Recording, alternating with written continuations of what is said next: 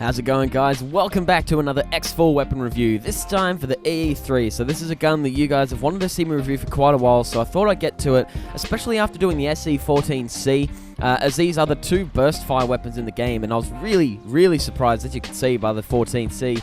And so I was really excited to review this weapon and try and actually get good with it, because if you guys have seen me in my live streams, I cannot use this gun. I am absolutely shocking with it. So I had a bit of practice before I reviewed it, and then set out to play the two games. And I was hoping to hit 10,000 points. We're playing on Sullus, not my best map, not my best gun. I did get a little better with it, as you can probably see from some of the highlights. However, there was still some really, I still had so many shocking plays with this gun.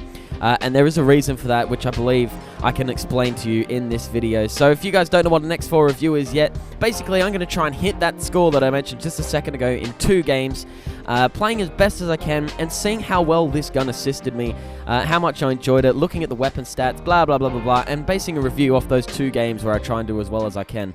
So let's have a look at the weapon stats for the EE3. This gun has a start damage of 21 and an end damage of 12. However, that damage drop is going to start at 10 meters and end at 60, so a huge damage drop for the EE3. We've got a rate of fire of 120, however a burst rate of fire of 800, and we're going to get 23 shots before overheating.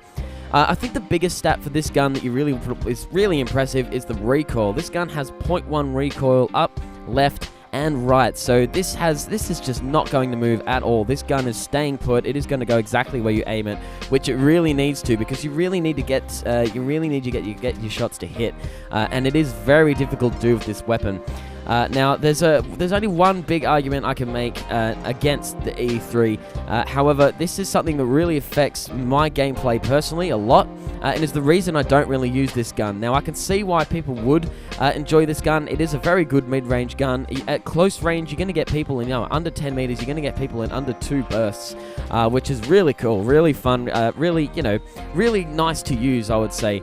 However, no matter what range you are working at with this weapon, there is another weapon that can work that range a lot better. So here's my example. Now, the other day I did a review for the SE14C. This is the only other burst fire weapon in the game. And we're going to have a look at the stats. I'm going to bring up the stats right next to it. Now, the first thing you might see is that the start and end damage is a little low on the SE. However, that damage drop does not start until 25 meters. That's more than 2 times the amount of the E3, and it's going to end at 40. So at a close to mid-range, the SE14C is far better. Not only that, but you're going to get 29 shots before overheating. Each burst is going to get you far more shots than the E3. And so you're better off at close to mid-range using the SE14C, and I could really tell that playing my two games for the review. Constantly, I was being taken out by other weapons such as the DL44 or the SE14C at a close to mid-range, because they are better weapons at a close range. You're going to kill people a lot faster. And this does not just end at those close to mid-range guns. If I'm working at a mid to long range, I'm probably better off using something like the A28OC or something similar like that. And if I'm just working at a long range, something along the lines of the T21 would be a lot better at a long range. So although this gun is usable and it is a decent gun, no matter what range you're working at, there is another weapon that can do that better. Now, of course, some of you might be thinking, of course, that'll always happen. No matter what gun you're using, there's always another gun that'll work different ranges better. However, that's how I like to play my game. I like to decide how I want to play. Do I want to go and play the objective? Do I want to go for kills but remain in close? Do I want to sit back and play a long-range game?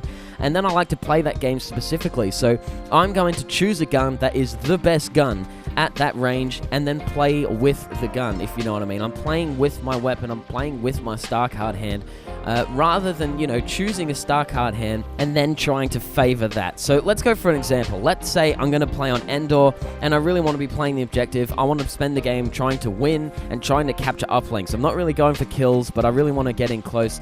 I'm probably going to choose something like the A28OC. This gun is going to give me a bit more range than the SE14C. I can use it with a personal shield and get in close to capture uplinks and things like that. Plus, it's still good at a short to mid-range. I'm still going to be able to kill people quick enough to defend myself. However, I'm not going to be going for all-out kills. I'm not going to be going to smash everybody. It's going to get me uplinks, and I'm going to get a high score such as that. However, if I'm playing on Tatooine in a game like Blast, I'm probably going to be sticking to a short range. I'm going to go with something like the SE14C. So you'll see here with the score coming up, 7,500 points. Not too bad, not too shabby. I think a lot of that was thanks to Boba Fett at the end of the game. It was really hard to get in a groove in both of the games that you'll see today. The highlights, you might notice that there's only around 4 or 5 actual clips of some, half-decent runs that we had, because a lot of them were really short-lived. I was getting 2 or 3 kills in each life, I would say, so the KDs in both the games are not bad. They're not too bad. However, they were inconsistent. I wasn't able to stay alive for very long. Every now and then I had a cool little kill streak, as to be expected in each sort of video. However, it wasn't something I could pull in consistently. And I don't think I could pick up consistent big scores with this gun, because it's too much of a well-rounded gun. It's not specific enough for me. It doesn't seem to be the best gun at any kind of range, and so I can't play it to a certain range. And it was difficult to try and play it to a certain star card hand. So, for instance, I did try with the personal shield and stuff. The personal shield was cool. However, I think I was using it too much more to defend myself, because I couldn't kill people quick enough compared to other weapons. I'd find myself on the back foot, and then I'd just stick on my personal shield and run away and just cut my losses, basically, which is not how I want to be using my personal shields. I want to be using them for an attacking standpoint, or defense in the case of capturing uplinks and things like that.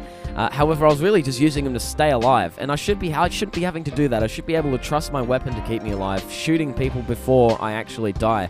But I couldn't really do that, so this may be a case of where, other people might find this gun a bit more useful. You may be a bit more accurate than me. It may suit your game style a little better. However, for me personally, it was a real pain in the butt to use. I couldn't really get a grasp on it. I couldn't stick to a certain range. The scan pulse was okay for playing uplinks and things like that. However, once again, I was being taken down by other weapons too quickly, and I couldn't really rely on the E3 to keep me standing.